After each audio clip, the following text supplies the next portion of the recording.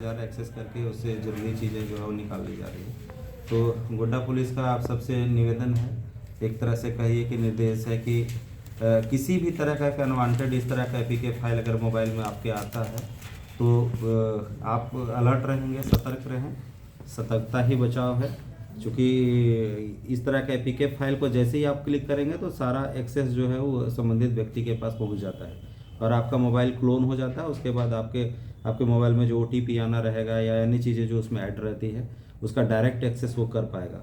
तो निश्चित रूप से आप सतर्क रहेंगे तो फ्रॉड होने वाला जो साइबर क्राइम है उससे आप बच पाएंगे। साइबर सेल के द्वारा सर इसको मतलब रोकथाम के लिए इनिशियल जी बिल्कुल, जैसा कि आपने बताया है कि हम लोग प्रयास करते हैं उसको अभी तकनीकी शाखा की मदद से हम लोग उसमें पकड़ने ये प्रयास करते हैं उसमें अनुसंधान करने का कि कौन सा लोगों के द्वारा ये कृत्य किया। सर मान लीजिए कोई इसका शिकार हो गया तो वो क्या करें, पहला कदम क्या होगा? एक अगर आपका मोबाइल से जैसे ही आपका मोबाइल का एक्सेस उसके पास जाता है, अगर वो अनवांटेड अगर कुछ होता है सबसे पहले तो हमारे लोकल थाना वहाँ पर सूचना देना है।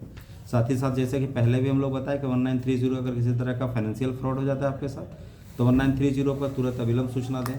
निश्चित रूप से अगर वो ट्रांजैक्शन प्रोसेस में रहता है तो अविलंब वहाँ से ब्लॉक कर दिया जाता है। तो आपका पैसे अगर आप 24 घंटा के अंदर अगर उसको आप बताते हैं तो वापस पैसा रिफंड होकर के आपके अकाउंट पे भी वापस आ जाता है। तो निश्चित रूप से सबको जागरूक रहना है। अब जैसा कि पहले भी बताए हैं कि एपीके के अलावा बहुत सारा मैसेजेस आपके मोबाइल पे आते हैं, तो निश्चित रूप से मोबाइल उस तरह के मैसेजेस जो होते हैं उसको अवॉइड करना है किसी भी प्रक्रिया, चाहे वो आपके अकाउंट में पैसा क्रेडिट को लेकर के हो, चाहे अन्य चीज़ों आधार कार्ड अपडेटेशन को लेकर के हो, चाहे बैंक में आपका अकाउंट पे क्रेडिट कुछ अमाउंट करने को लेकर के हो, या बैंक में केवाईसी जमा करने को लेकर के हो। इस तरह की बातें लगातार आती रहती है। जो साइबर क्रिमिनल्स हैं वो लगातार नए नए मोडस ऑपरेंडी के तहत इस तरह का कार्रवाई कर रहे हैं। तो हम अगर जागरूक रहेंगे तो निश्चित रूप से इस तरह के उनके चंगुल में नहीं फंसेंगे।